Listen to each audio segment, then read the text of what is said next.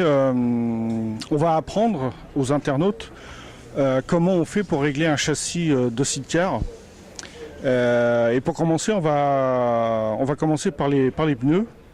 Il existe combien de configurations de pneus différents pour un châssis de sidecar? Pour un châssis, on a donc des pneus slick et des pneus pluie. Pour les pneus slick, on a comme les motos solo du pneu tendre, du pneu médium et du pneu plus dur, du hard. On a aussi des pneus intermédiaires qui sont des pneus slick hyper tendres, mais qui sont retaillés. Et pour les pneus pluie, on n'a qu'une seule gamme de pneus pluie.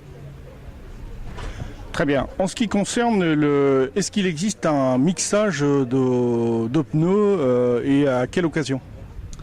Ouais, on peut mixer les pneus slick de l'avant ou de l'arrière selon le revêtement de la piste.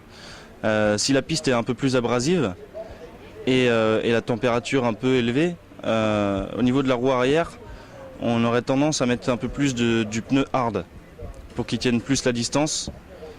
Et voilà. Au niveau de la roue avant, on est un peu plus sur du tendre ou du médium. Et la roue du panier est la même chose que la roue avant.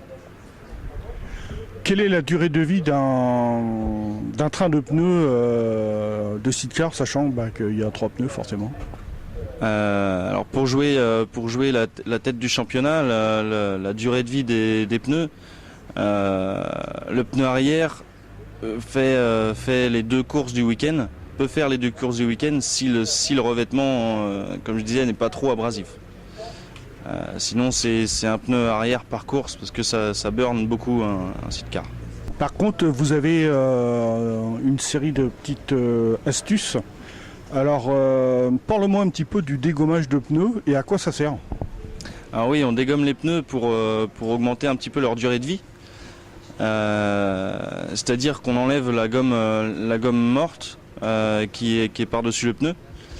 On l'enlève pour la session d'après pour gagner ces 2-3 premiers tours qui nous permettent, si on ne le fait pas, qui nous permettent les premiers tours, on peut attaquer tout de suite en dégommant le pneu.